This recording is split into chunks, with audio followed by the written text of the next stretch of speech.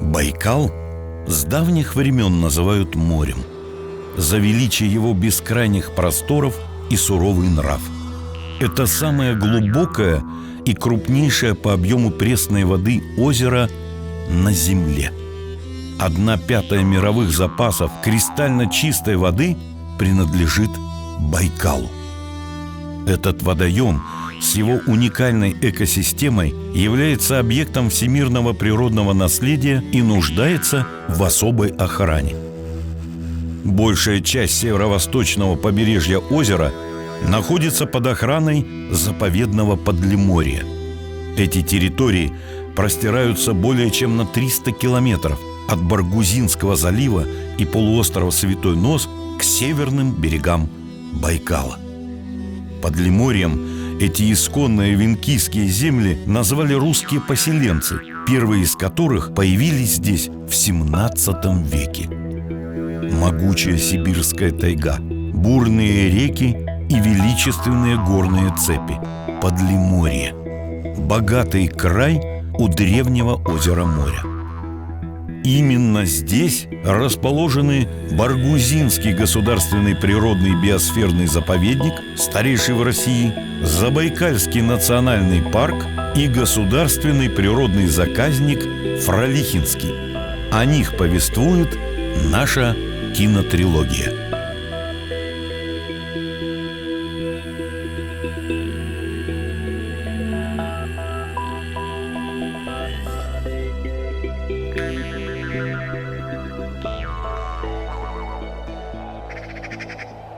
Знакомство с заповедным Подлиморьем начинается с самой южной его территории.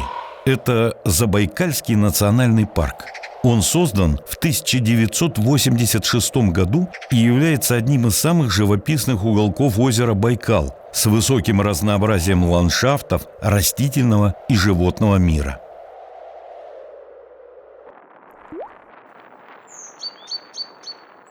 После сумрачной холодной зимы на Байкал неспешной поступью идет весна. Солнце светит ярче, оплавляя ледяные глыбы и наплески на скалах. В прозрачном воздухе сияют белизной горные склоны. Ушканьи острова щетинятся бурыми лиственничными лесами. У полыньи байкальские нерпы принимают солнечные ванны.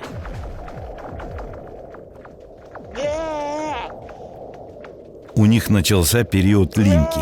На льду можно встретить как небольшие группы, так и одиночных тюленей. Увидев человека, они моментально скрываются в студеной воде.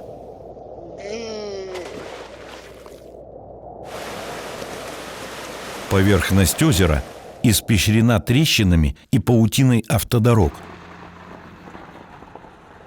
Часть из них следует к северной оконечности Байкала. В середине апреля лед еще крепок, хотя и таит немало опасностей.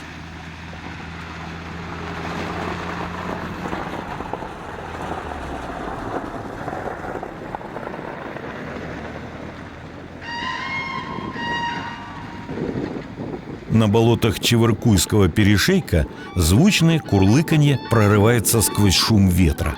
Это серые журавли вернулись с зимовки из центральных и южных районов Китая. Высокие, статные. Бродят они по проталинам в поисках прошлогодних ягод, клюквы, корневищ и семян.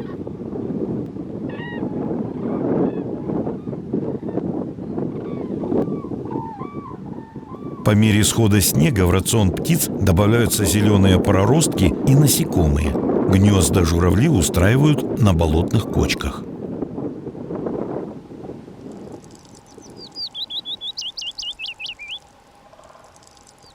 К началу мая солнцепечные склоны полуострова Святой Нос в Чеврыкуйском заливе освобождаются от снежного покрова. Гуси-гуменники летят с южноазиатских зимовок на гнездование в тундру.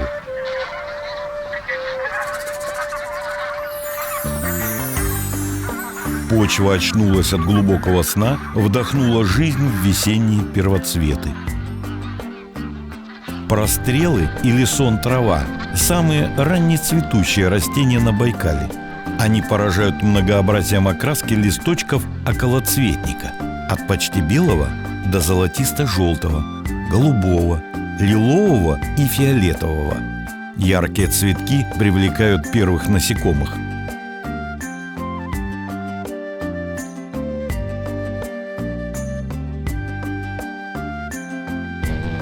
Бабочки-крапивницы успешно перезимовали и ищут партнеров, чтобы продолжить свой род. Весенний жук Майка из семейства нарывников трапезничает в цветочной столовой. Это насекомое с короткими надкрыльями не умеет летать. При опасности Майка выделяет ядовитую маслянистую жидкость из сочленений на лапках и брюшке. В одно время с прострелами на святом носе зацветают проломник молочно-цветковый и лапчатка бестебельная, покрывающая землю густыми дерновинками. С ростом температуры воздуха структура льда ежедневно меняется.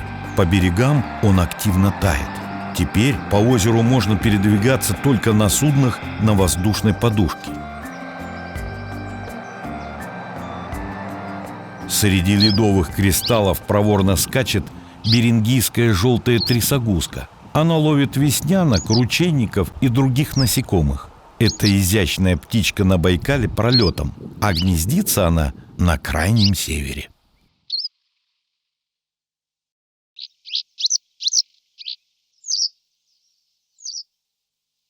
В урочище Монахова, недалеко от пирса, медведь разламывает кромку льда, пытаясь добыть андатру из ее хатки.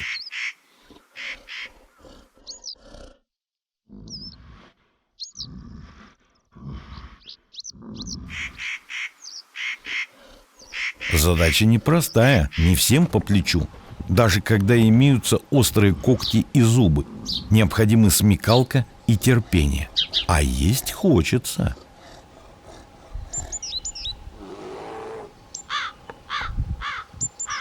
На Байкале бурые медведи выходят из берлоги в конце марта-апреля. Их основной рацион состоит из растительной пищи, но свежей зелени в это время еще нет, поэтому топтыгины активно поедают побеги осины, разрывают муравейники. Если повезет, полакомятся мясом с душком, погибшими зимой животными, например, нерпами.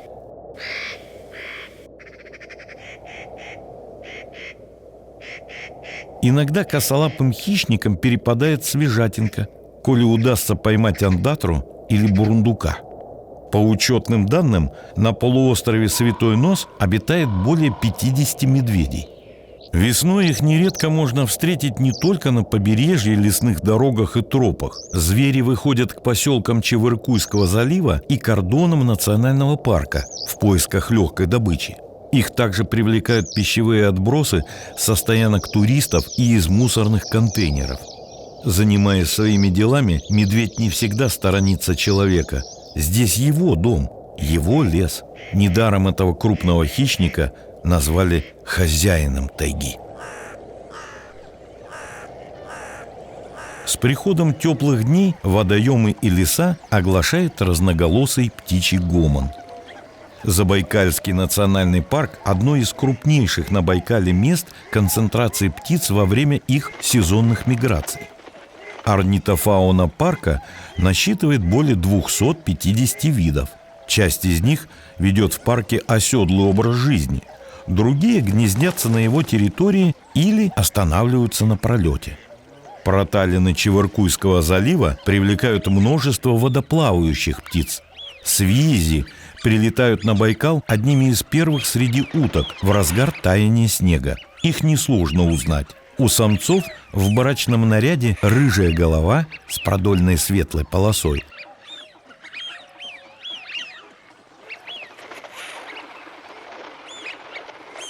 На прибрежном мелководье собралась пестрая компания.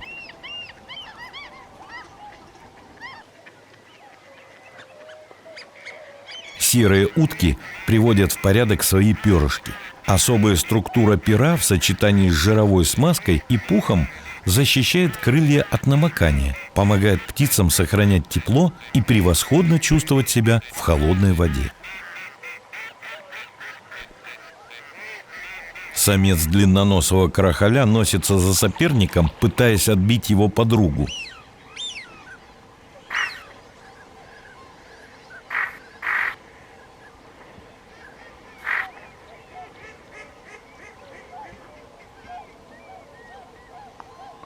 Все заняты добычей корма, которым в зависимости от вида птиц служат беспозвоночные животные, рыбья мелочь и водные растения.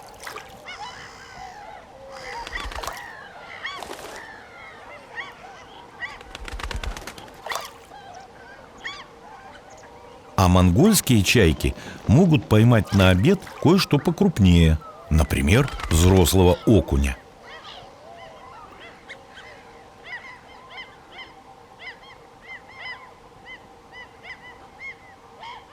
У ондатры свои пищевые предпочтения. Она с аппетитом поедает побеги элодеи канадской.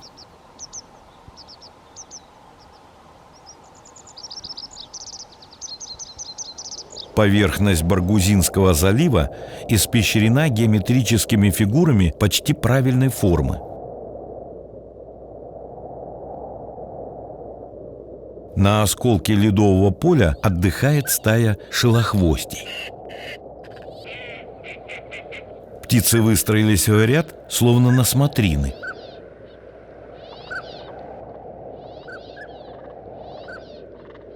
Самцы красуются в брачном наряде с длинным хвостом в форме шила.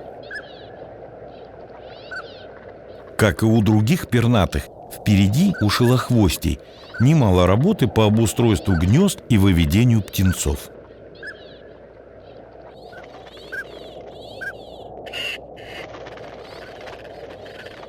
Болотно-озерный Чевыркуйский перешеек соединяет крупнейший на Байкале полуостров Святой Нос с восточным материковым берегом озера.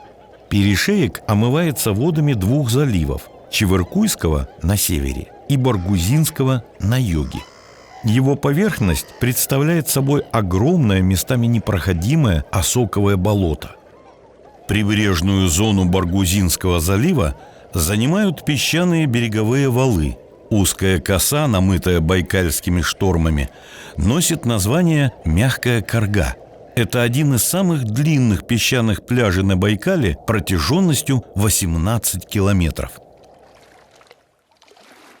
Обширные болота Чевыркуйского перешейка создают идеальные условия для гнездования водоплавающих и околоводных птиц. Старицу реки Буртуй облюбовали лебеди-кликуны. Птицы крупные и сильные, с размахом крыльев более 2 метров. На места гнездования лебеди прилетают парами, которые создают на всю жизнь.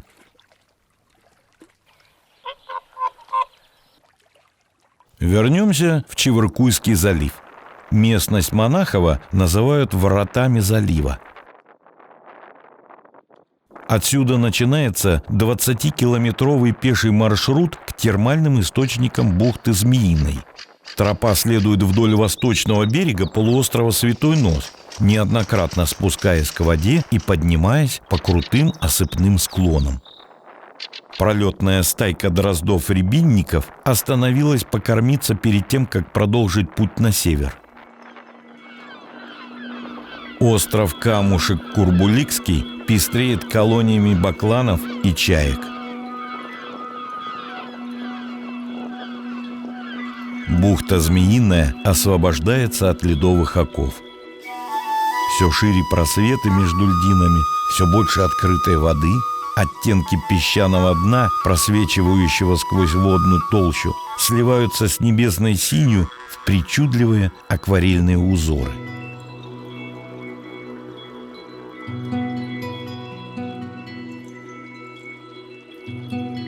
Звенит пористый лед, распадаясь на игольчатые кристаллы.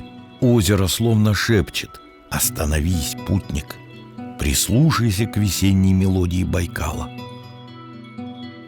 В театре ледовых миниатюр идет бесконечное представление, сюжет которого зависит от фантазии наблюдателя.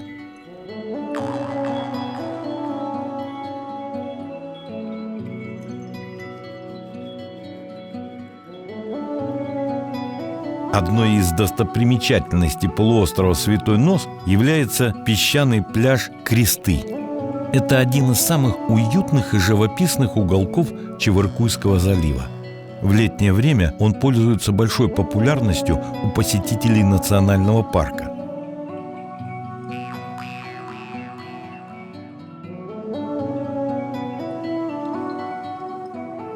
Название местности дала река Крестовская, берущая начало в отрогах Светоносского хребта. Этот водоем пришелся по душе куликам Фифи.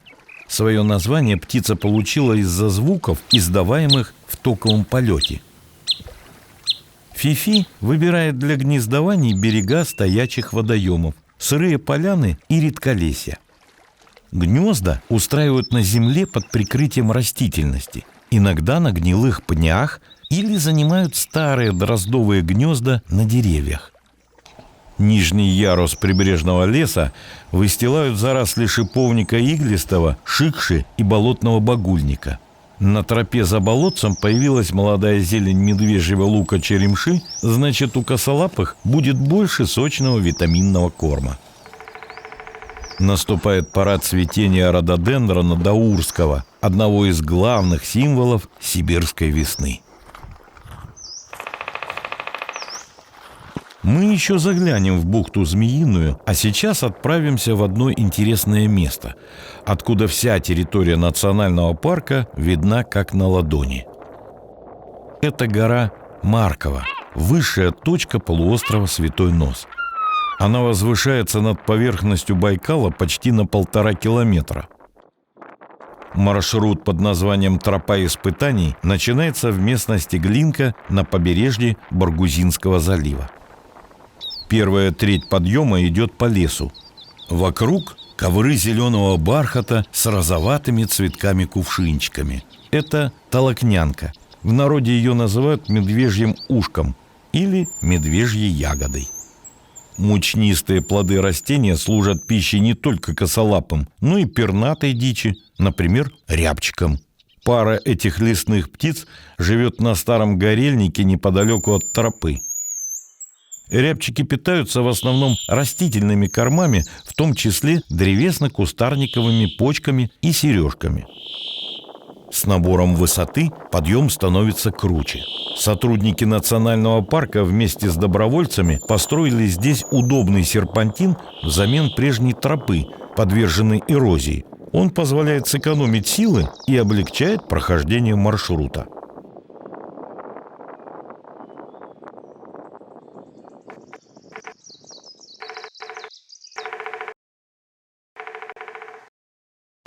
Сосновый лес постепенно рассеивается, и тропа выходит на узкий скалистый гребень. Идти сложнее, зато можно любоваться живописными видами. На скалах, открытых ледяным ветрам и палящему солнцу, скромно цветут растения, адаптировавшиеся к суровым условиям. Например, прострел турчининова. Представитель высокогорного пояса, бородиния крупнолистная, редкий реликтовый вид, осколок флоры древних геологических эпох. На Святом Носе выражена вертикальная поясность растительности – лесной, подгольцовый и гольцовый пояса. Крутые склоны полуострова изрезаны водотоками с каменистыми россыпями. Среди сухих плетей кедрового стланника, пострадавшего от природного пожара, рдеют рубиновые ягоды брусники. Неприметные на первый взгляд, они отлично сохранились под снежным настом, который растаял всего несколько дней назад. Это настоящий дар природы для зверей и птиц после голодной зимы.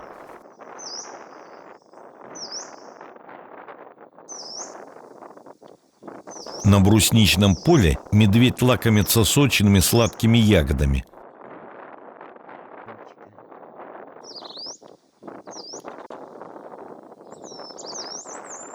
Порыв ветра донес до Косолапова запах человека. Почуяв чужаков, он немного спустился вниз по склону и продолжил трапезу. Прошлогодние плоды брусники богаты сахарами и другими ценными веществами. Хороша ягода, всем хватит, и медведю, и человеку. Верхнюю часть Святого Носа покрывают белоснежные узоры. Рыхлый и мокрый снежный наст уже не держит вес путника. Ледяной ветер свистит в ушах. Последние усилия на пути к цели длиной в 9 километров, и вот оно, плато.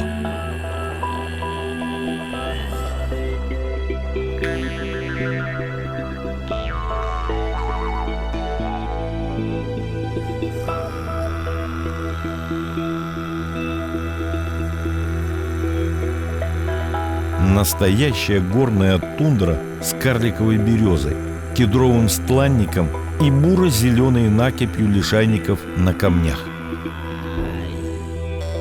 С горы Маркова на высоте 1877 метров открывается впечатляющая панорама Забайкальского национального парка. Срединный хребет полуострова Святой Нос, Чевыркуйский залив, глубоко изрезанный бухтами, и Баргузинский хребет.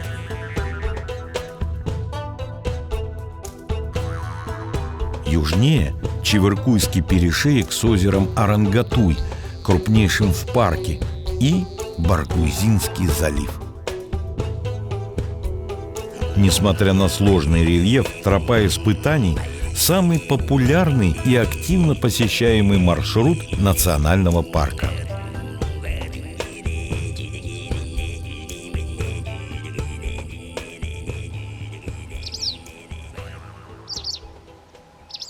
Полуостров Святой Нос – природная лаборатория для изучения птиц в их естественной среде обитания. Мелкие пернатые похожи на порхающие цветы и очаровывают своей красотой и мелодичным пением. На Байкал приехали орнитологи из Владимирской области и Республики Татарстан. Они проводят визуальные наблюдения и кольцевание птиц отряда воробьинообразных. Вот поймали колеста еловика. Значит, это самец. Он ярко-красный. Вот, у него сейчас еще сохраняются некоторые птенцовые оперения. Вот такие желтизна, если видно, на спине немножко, здесь на боку. Вот самочка у него, у этого вида, именно такая вот будет зеленовато-желтоватая. Вот. То есть вид такой интересен тем, что он очень специфический корм у него. То есть у него приспособленный клюв, очень характерный клюв с перекрестием, чтобы доставать семена из еловых шишек. То есть он подвешивается к этим шишечкам, вот, срывает шишку и начинает ее лапой прижимает к ветке какой-то и начинает чешуйки отгибать и вынимать эти семена ели. Снизу соловей-красношейка. То есть вот это самец, яркая белая бровь, белый ус и оранжевое горлышко. Собственно говоря, которое дало название этому виду. То есть вот такое колечко, оно надевается. Оно совершенно легенькое, алюминиевое кольцо. На нем написано серия. То есть, по сути дела, это своеобразный паспорт этой птички. То есть считывают этот номер и, соответственно, можно будет понять, сколько она прожила, если ее здесь, возвращается она сюда или нет, местная эта птица гнездилась здесь или нет. После измерения и кольцевания птицы выпускают в том же месте, где они были пойманы. Полученные данные и номера колец отправляют в Российский центр кольцевания.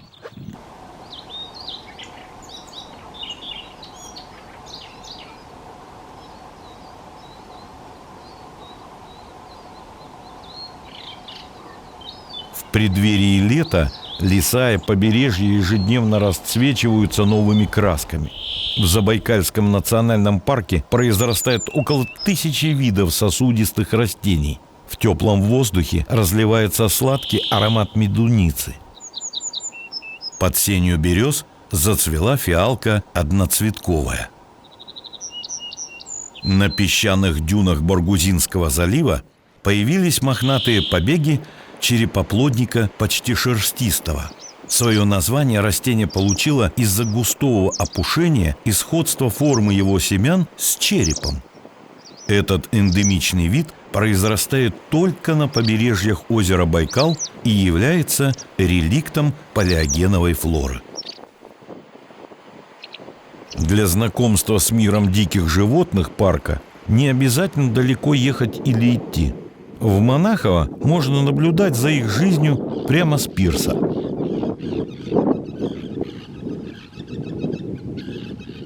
Самец речной крачки поймал песчаную широколобку и угощает свою избранницу. Эти птицы питаются любой мелкой рыбой, доступной на мелководье, например, бычками или мелочью суровых видов рыб. Недалеко от берега рыбачат проворные длинноносые крахали. Они погружают голову в воду, высматривая добычу, и ловко ныряют за ней. Ондатра без труда балансирует на плавучем бревне. Когтистые перепончатые лапы и длинный хвост помогают грызуну не только сохранить равновесие, но и отлично плавать. Вдоль берега бродит осторожный большой кроншнеп, сливаясь с прошлогодней травой. Природа снабдила этого крупного кулика длинным клювом-пинцетом с чувствительным кончиком. Им удобно извлекать водных и сыропочвенных беспозвоночных из ила и мокрого песка, а еще ухаживать за оперением.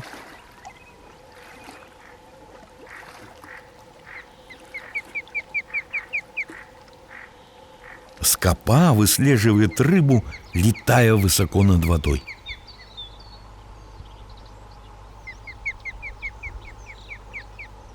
Зоркий глаз и цепкая хватка не оставят ее без обеда. В отличие от скопы, питающейся свежей рыбой, черный коршун ест все без разбора, не гнушаясь падалью и отбросами. При случае может схватить зазевавшегося слетка или стащить у туристов оставленные без присмотра припасы. Уничтожая больных, ослабленных животных и их трупы, коршун является санитаром природы. С наступлением тепла выходит из зимней спячки щитомордник палласа из семейства гадюковых. Весной и осенью эта змея активна днем, а в летнюю жару ведет сумеречный или ночной образы жизни. Щитомордник ядовит, поэтому посетителям парка необходимо соблюдать осторожность и всегда смотреть под ноги. В Чеверкуйском заливе стоит несмолкаемый шум птичьих базаров. На островах Малый Калтыгей, Курбуликский камень и Белый камешек сосредоточены крупные колонии большого баклана и монгольской чайки. Специалисты отдела науки заповедного Подлиморья проводят сезонный учет численности этих птиц. Особенно их интересует большой баклан, самый массовый вид водных пернатых на территории национального парка. Бакланы прилетают на Байкал в начале апреля. Остров Малый Калтыгей, который также называют Голым, покрыт призрачным лесом из сухих деревьев. Его поверхность усеяна птичьими гнездами и пометом.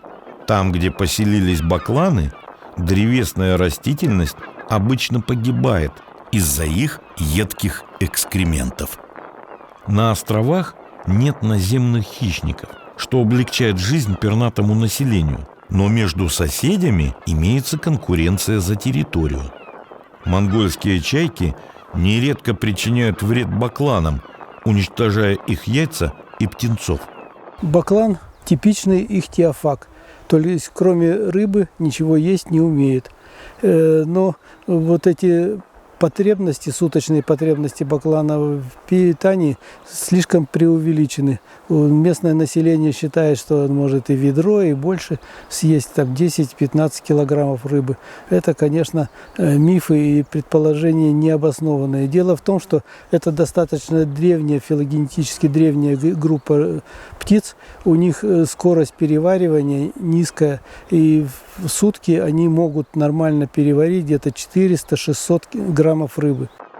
Исследователи Восточной Сибири еще в XVIII и XIX веках описывали большого баклана как широко распространенный на Байкале вид. Очевидцы указывали на черные тучи морских воронов, бакланов. К середине прошлого столетия баклан на озере исчез. Долгое время, где-то с конца 50-х годов, на территории Чеверкуйского залива бакланы не гнездились. Были только отдельные случайные залеты не гнездящихся особей. А в 2002 году прилетели парочка, и потом в 2004, и после этого началось достаточно массовое нашествие бакланов. И оно совпало по времени с очень сильной засухой в Забайкалье и примыкающих территориях Китая и Монголии, там, где бакланы до этого гнездились, и это было их основное место гнездования. Эти бакланы в какой-то степени являются климатическими беженцами. Баклан оказался поневоле виноватым от того, что рост его численности совпал со снижением численности омуля. Омуль снизился не из-за того, что численность баклана начала расти, а из-за того, что его весь предыдущий период и в это время тоже ловили неумеренно. То есть это неумеренный вылов, браконьерский и официальный. На острове Малый Кылтыгей орнитологов ждал сюрприз. На одном из гнезд сидела птица, выделявшаяся среди собратьев необычным светлым оперением. Частичный альбинизм у бакланов – редкое явление, возникающее в результате генетических отклонений.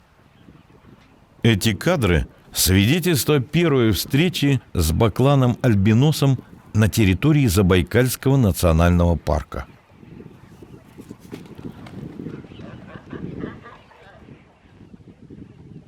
Байкальское лето вступает в свои права.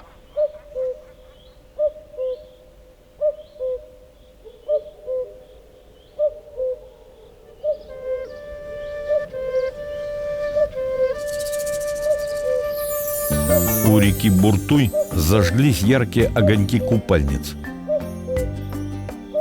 Мелкие и неприметные цветки селезеночника сибирского имеют более скромный желто-зеленый окрас. Вороний глаз в пору цветения напоминает око сказочной птицы в обрамлении длинных ресниц тычинок. Своим видом растение словно предупреждает: «Не трогай меня, ведь его плоды и листья, и корневища сильно ядовиты». Название реки Буртуй, вероятно, происходит от бурятского «буртай», что значит «илистый», «топкий». Она рождается горным ручьем в отрогах Светоносского хребта, а в нижнем течении петляет среди болот Чеверкуйского перешейка. В прошлом Буртуй впадал в Баргузинский залив. В месте впадения сохранилась старица реки. Здесь построена экологическая тропа тайны Чеверкуйского перешейка. На ней можно познакомиться с миром водно-болотных угодий и наблюдать за сезонными изменениями в природе. Над водой возвышаются кустики хамидафны или болотного мирта. Это растение ядовито, как и некоторые другие виды семейства вересковых. В начале июня на Буртуе зацветает нарядными махровыми цветками вахта трехлистная. По воде скользит изящная касатка. Эта редкая утка предпочитает таежные озерки, протоки, старицы рек с заболоченными, поросшими травой берегами, где и устраивает свои гнезда. Питается касатка водными растениями. В воздухе водят брачные хороводы мириады хирономид. Настало время лета комаров-звонцов. Эти безобидные насекомые не пьют кровь и вообще не питаются, так как у них недоразвиты ротовые органы. Они живут всего несколько дней, необходимых для размножения. Взрослые комары-звонцы служат кормом птицам и другим животным, как и их живущие в воде личинки, известные у рыбаков под названием мотыль. В тихой заводе на роящихся насекомых охотятся гоголи и кряквы.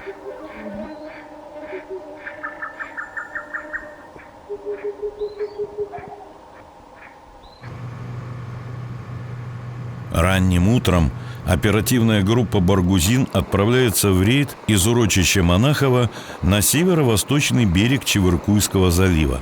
В мае и июне в притоках Байкала идет нерест хариуса. Большой Чевыркуй – одна из главных нерестовых рек Забайкальского национального парка. В месте ее впадения в Байкал на узкой песчаной косе действует сезонный контрольно-наблюдательный пункт.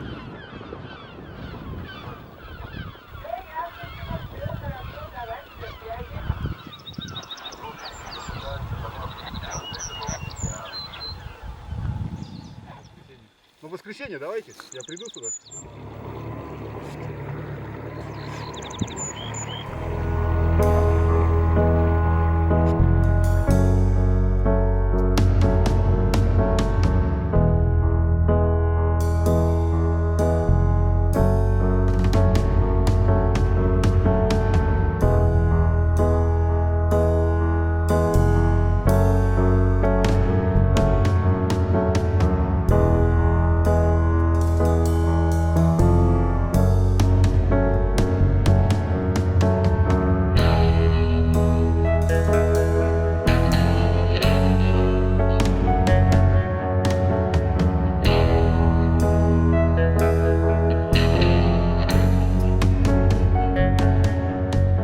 Дмитрий Авдеев, начальник опергруппы, установил на Большом Чевыркуе несколько камер автоматической фото- и видеофиксации.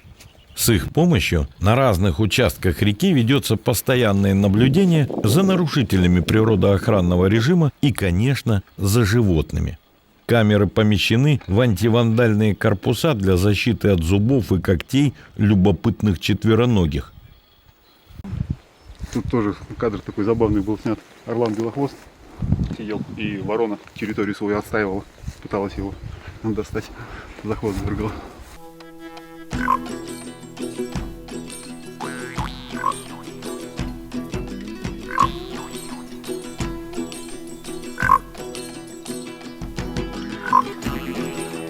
Фотоловушки фиксируют интересные события из повседневной жизни зверей и птиц.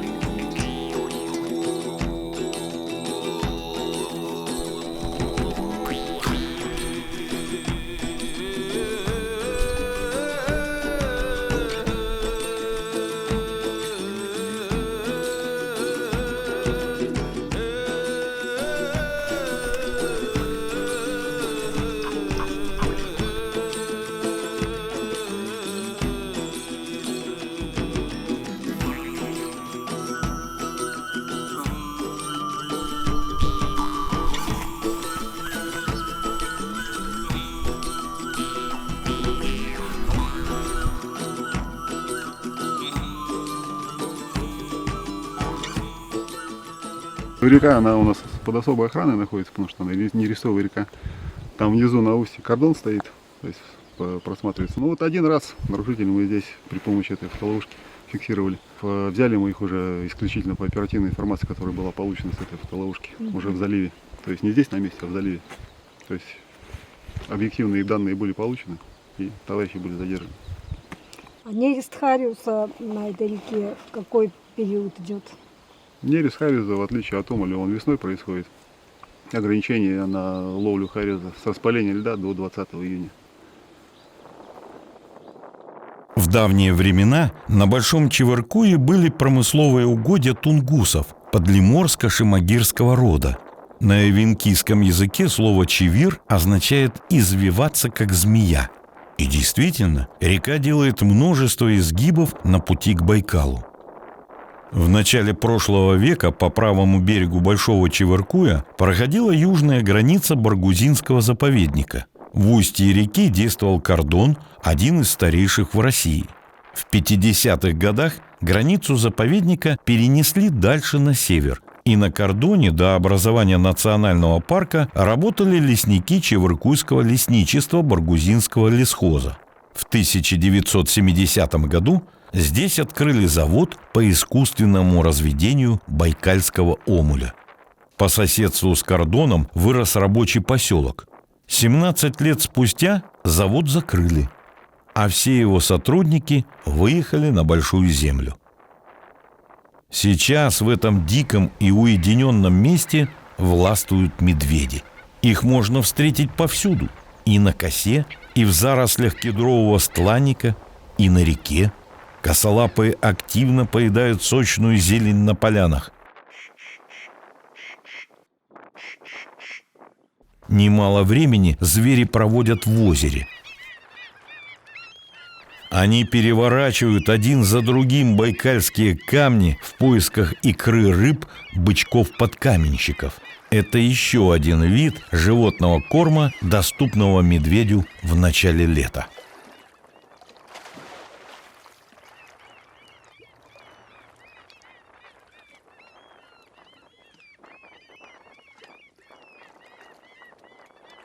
В пойме реки пасутся сибирские косули.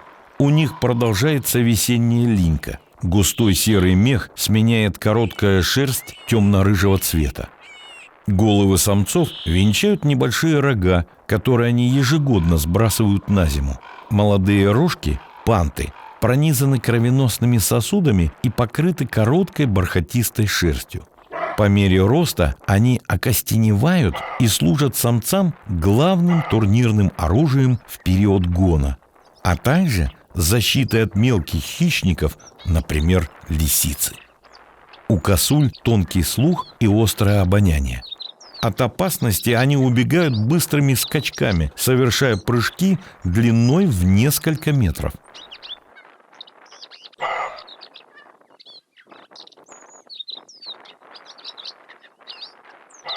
В янтарном свете закатного солнца плавают черки-трескунки, кряквы и широконоски. Брачное оперение самцов играет яркими красками. Самки уток одеты гораздо скромнее и почти сливаются с окружающей средой. Селезень кряквы носит щегольский наряд. Желто-зеленый клюв на изумрудной голове, белоснежный воротник, хвостовые перья с завитками, а на крыльях мерцает синее зеркальце. Широконоска выделяется среди других уток своим выдающимся профилем. Большой лопатовидный клюв птицы сильно расширяется от основания к концу. Как и у кряквы, края клюва широконоски снабжены роговыми пластинками. Через них птицы процеживают воду, как сквозь сито, выталкивают ее языком и заглатывают планктон, части растений и другую мелкую пищу.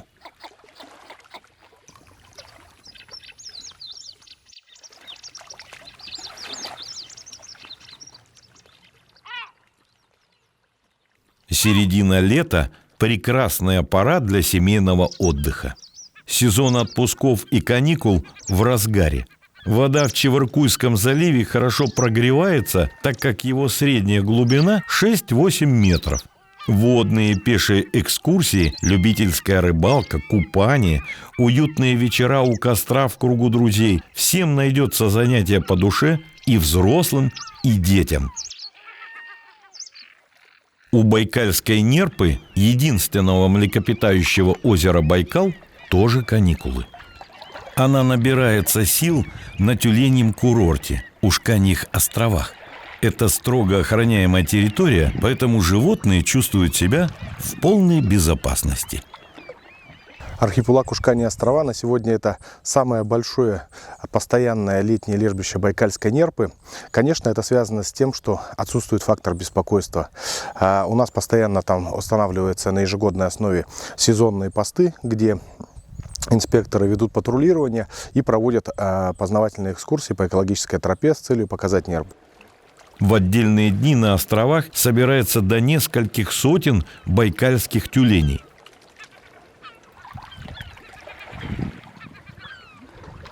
Каждому хочется занять место поближе к солнцу. Кому-то везет больше других.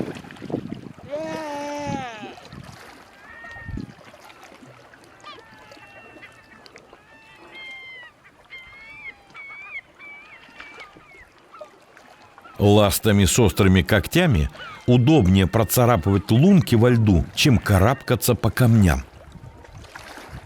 Неуклюжие на суше, нерпы очень искусные пловцы.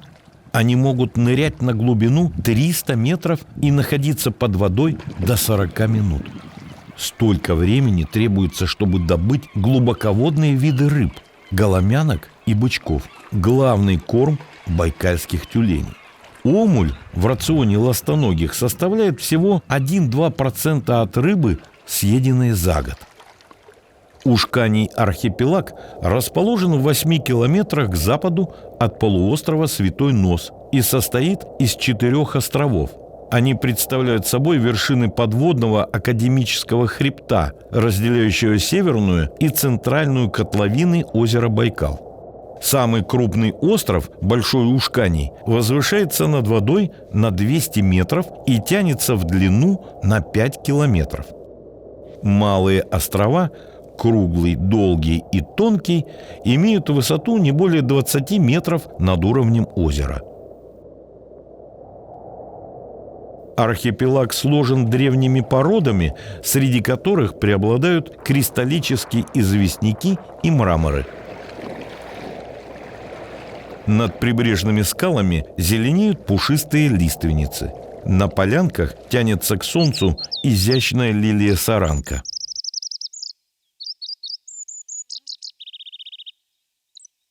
Сквозь скальные трещины пробиваются побеги полыни одноколосой и колокольчика турчининова.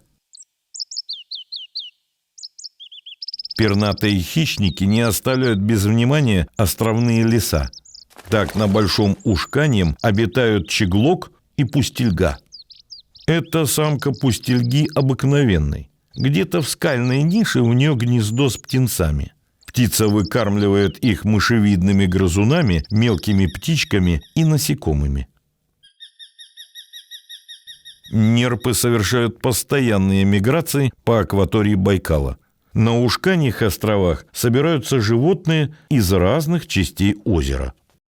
Мы мечение, которое проводили, спутниковое, оно показало, что нет привязки конкретно этих животных, конкретно к этому району. Потому что часть животных, оно ушло после установки датчиков, она ушла как на Северный Байкал, часть на Южный, часть осталась в Среднем, поэтому никакой привязки нет. И мы считаем, что нерпа, которая здесь присутствует, она, как правило, с дрейфующими льдами сюда приходит. И никакой привязки к району именно Ушканьих островов у нее нет. Это, конечно, выход связан с тем, что фактор беспокойства отсутствует, естественных врагов у нее нет. Это, конечно, это главный враг, это медведь и человек. Ну, человек, соответственно, как бы инспекторы не дают фактор беспокойства применять, а медведи просто на островах не живут. Остров Тонкий – одно из самых примечательных мест национального парка. Здесь находится экологическая тропа к лежбищу байкальской нерпы. Посетителей встречают государственные инспекторы, ведущие здесь круглосуточное дежурство.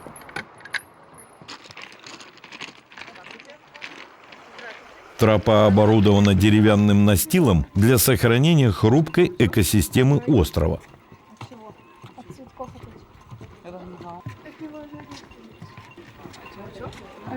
Она ведет к смотровой площадке, с которой можно наблюдать за нерпой в ее естественной среде.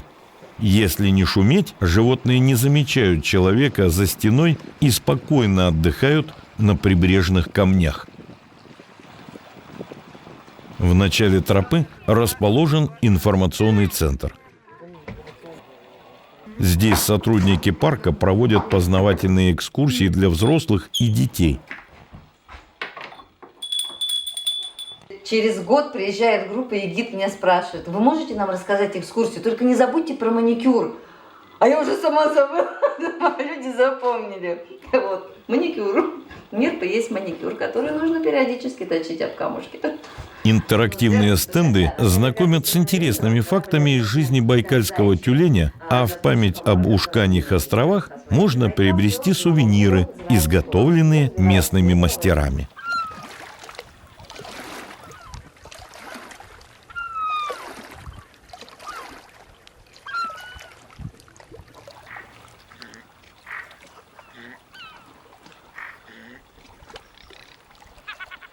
Вернемся на Большую Землю. На островке леса среди болот Чевыркуйского перешейка устроили гнездо орланы-белохвосты. Обилие корма в близлежащих водоемах и труднодоступность для человека создают идеальные условия для гнездования этих редких птиц.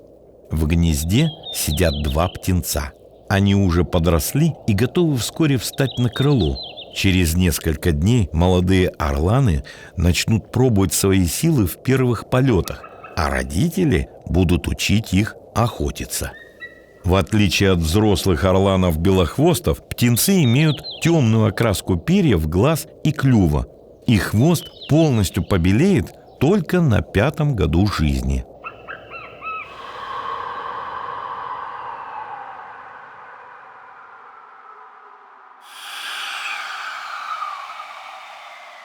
Восточное побережье Байкала окаймляет Баргузинский хребет, который простирается до северной оконечности озера.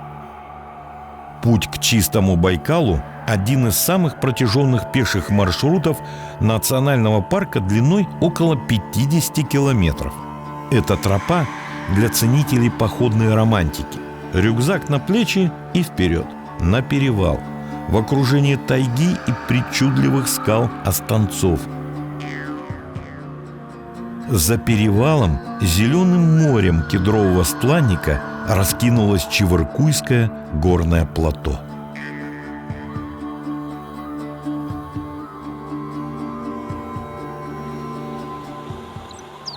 Звонкий ручей Хожалый сверкает на солнце ледяной чистой водой. Долина ручья – сказочный лес со смолистым ароматом можжевельника и мягкими пихтовыми лапами, островерхими елями и старыми кедрами.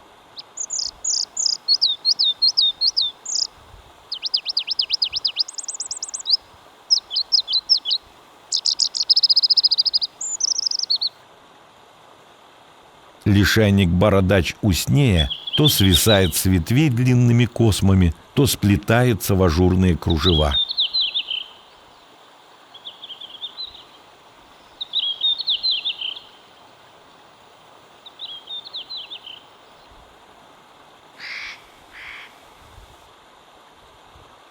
Шумит ручей, потрескивают дрова в костре, разгоняющем вечерний сумрак, а вокруг за многие километры никого.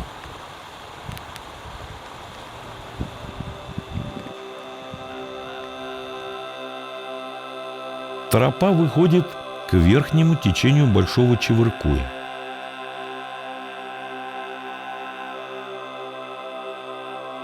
Длина его водотока более 50 километров. Реку питают несколько горных притоков. Большой Чевыркуй спешит навстречу Байкалу.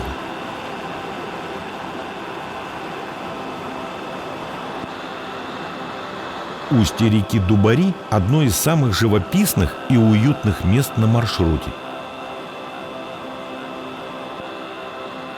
Бурлит вода на перекатах, ворочая камни по дну.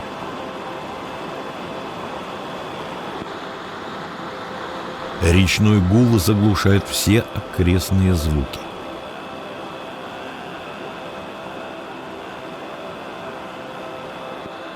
Постепенно ущелье сужается, горы вплотную подступают к реке. Начинается царство скал Останцов и Курумов.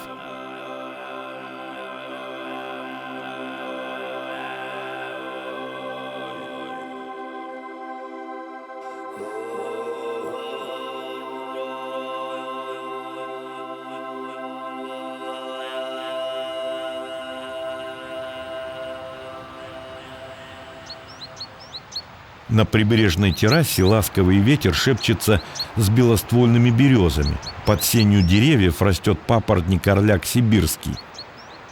Сверкают глянцем кожистые листья бадана.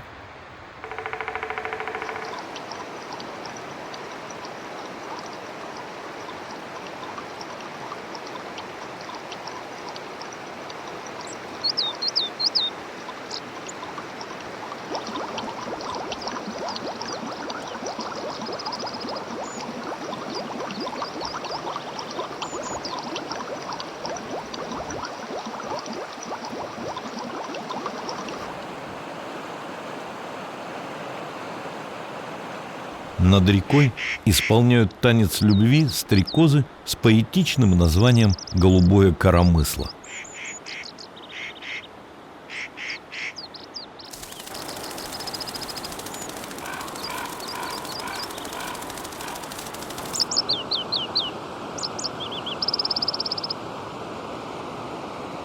Скальные прижимы, речные переправы. На тропе хватает препятствий для остроты впечатлений. А щедрый лес подарит на ужин грибной суп и ароматный чай с листьями лесной смородины и свежими ягодами.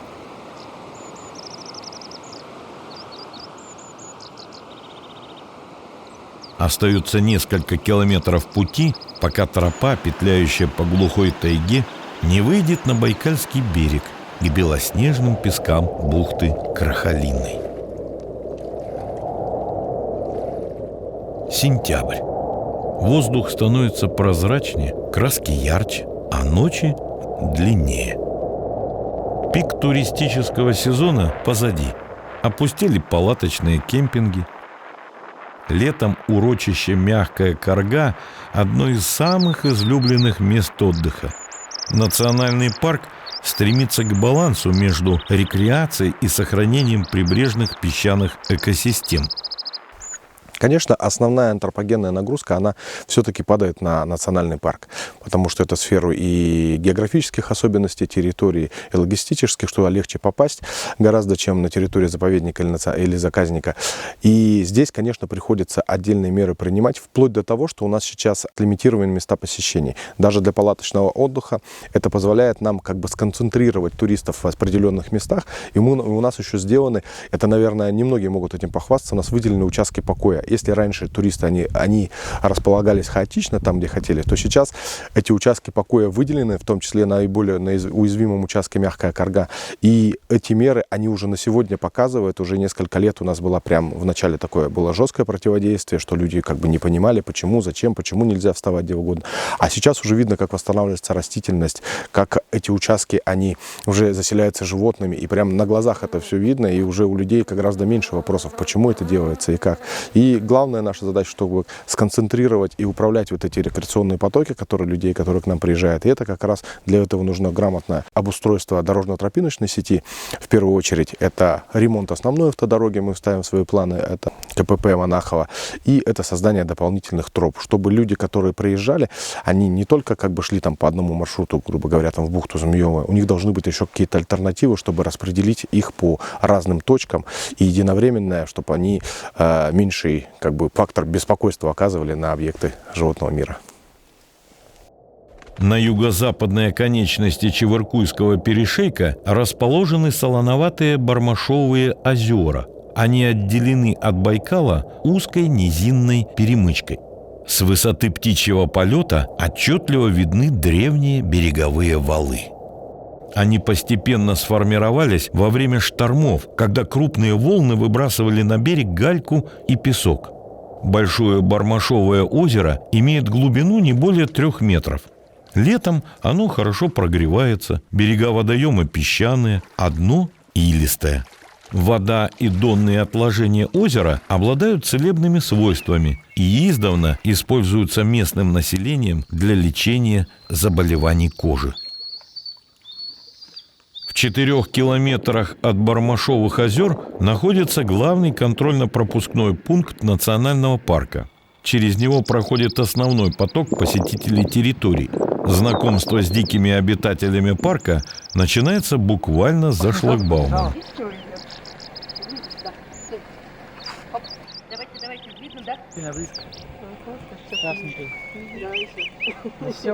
Несколько дней назад на КПП привезли черного коршуна.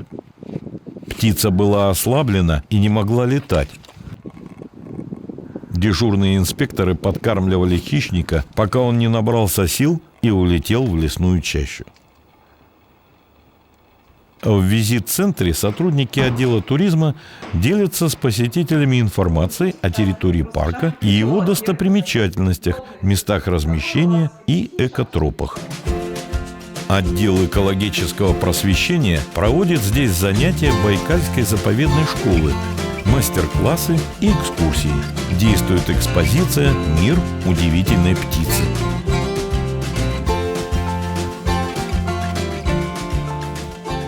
Елена Зеленкина работает в национальном парке более 30 лет. В начале своего трудового пути она была первой женщиной государственным инспектором отдела охраны парка. Это, конечно, дальняя история, связана с моим рождением в глухой деревне, практически на берегу Телецкого озера. И вот все это происходило на границе Алтайского заповедника, и все это в дикой природе. И косили мы там сено среди медведей и всего такого прочего. И все это осталось. Папа работал радистом у знаменитого писателя, путешественника, геодезиста Григория Анисимовича Федосеева, который написал книги, известные всем здесь сейчас «Злой дух Имбуя», «Смерть меня подождет». Вот. Но потом родители переехали мои в Новосибирск, но тяга именно к дикой природе, к жизни в дикой природе среди диких зверей, она осталась.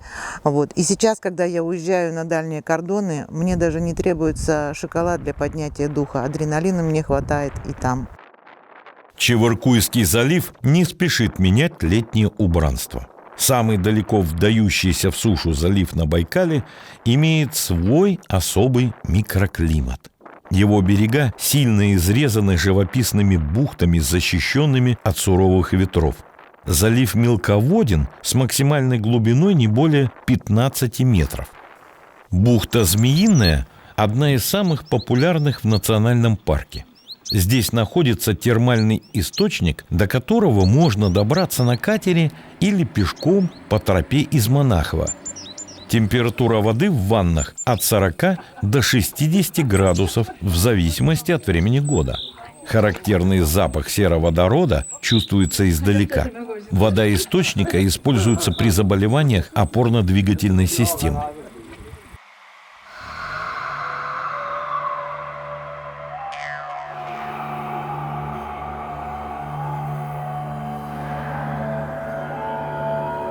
Из 7 островов Чебаркульского залива Бакланий самый крупный. Его длина немногим более километра. Своей вытянутой формы остров напоминает гигантскую рыбину, бороздящую байкальские просторы. Он покрыт густым смешанным лесом. Западный берег обрамляют скалы и утесы, а восточный – узкий песчаный пляж. Вопреки названию, бакланов на острове нет.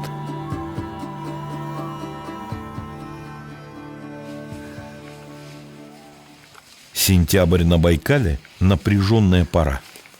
Начинается нерест ценных пород рыбы – омуля и сига.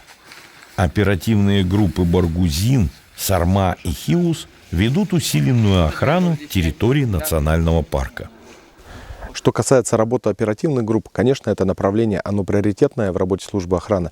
И, как и ранее, оперативные группы набираются наиболее подготовленные и, скажем так, более сильные духом люди.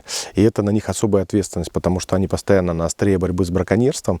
И, конечно, наша основная задача, и меня как руководство, и, наверное, нашего учреждения, чтобы эти оперативные группы были оснащены всем необходимым, в том числе новейшими средствами видеофотонаблюдения и транспортными средствами, чтобы как минимум не уступать, а где-то превосходить браконьеров. Браконьерство на Байкале остается острой проблемой. Нерестовый период в национальном парке растянут во времени. Весной на его территории нерестятся соровые породы рыб, а также хариус и ленок, а осенью – эндемики – байкальские омуль и сиг. Государственные инспекторы оперативных групп всегда начеку и готовы пресечь любые нарушения природоохранного режима как в акватории, так и на суше. После череды дождливых осенних дней съемочная группа отправляется в центральную часть Баргузинского хребта.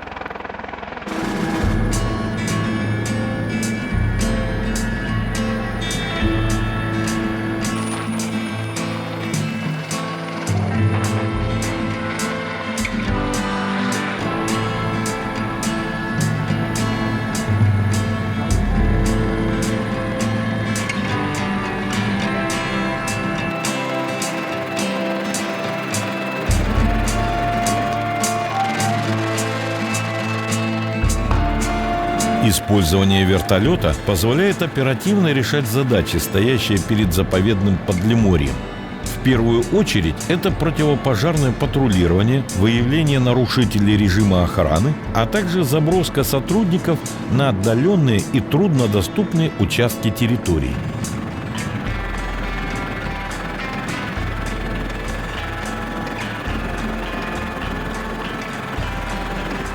Сергей Навродский – пилот высокого класса. Специфика его работы – полеты в сложных природно-климатических условиях, в том числе в высокогорьях.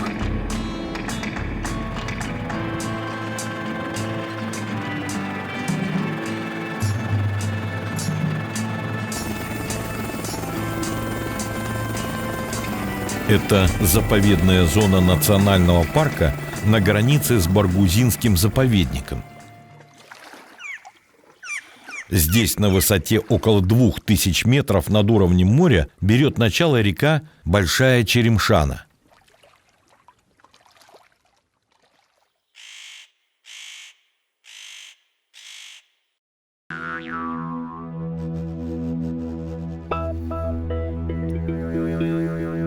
В средней части Баргузинский хребет имеет сильно расчлененный рельеф.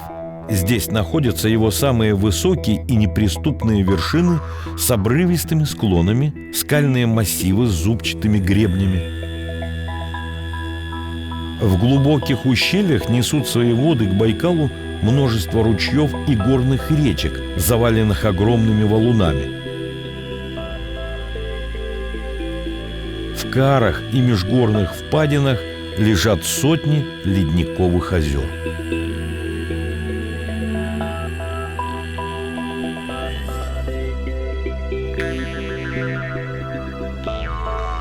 С окрестных перевалов открываются фантастические панорамы хребта.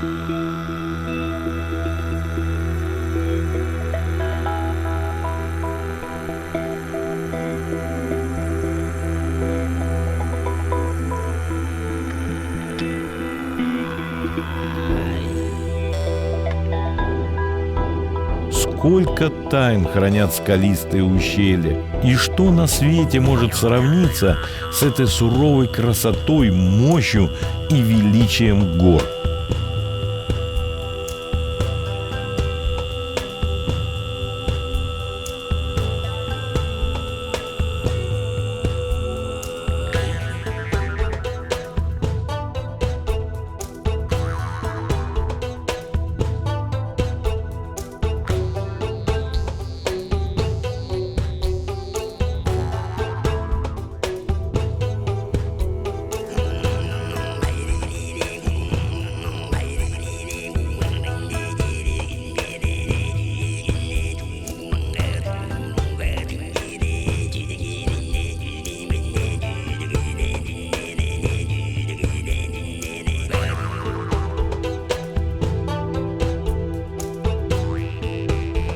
На Баргузинском хребте отчетливо выражена альпийская зональность.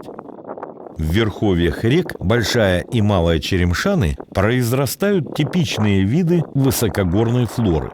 Царства кедрового стланника простираются до самых вершин. Это древесное растение отличается холодостойкостью, нетребовательно к почвам и образует местами непроходимые заросли.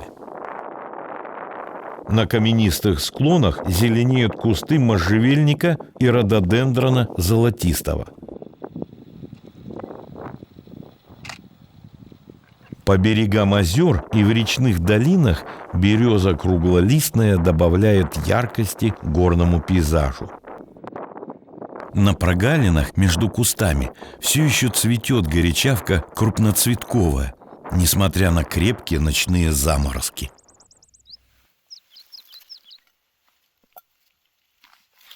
Вокруг полно спелой черники.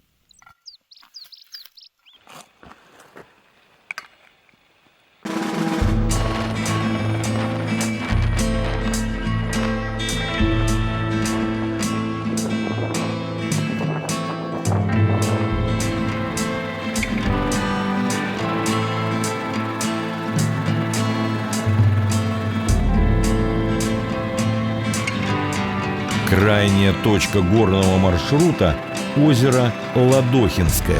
Это одно из крупнейших озер Баргузинского хребта. Оно похоже на Байкал в миниатюре и отражает пронзительную синеву прозрачного осеннего неба.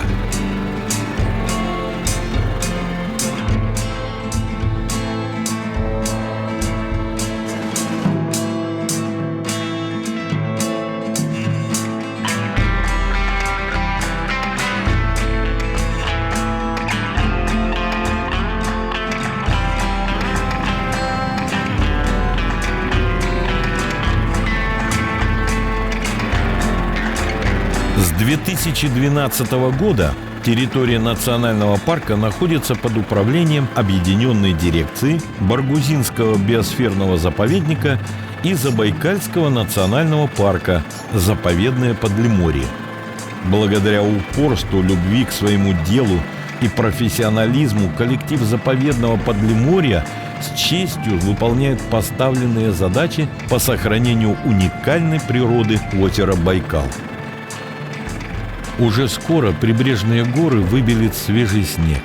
Облетит последняя листва, на Байкале заблестит первый лед, и все живое замрет в ожидании студеной сибирской зимы. До скорой встречи в заповедном Подлиморье.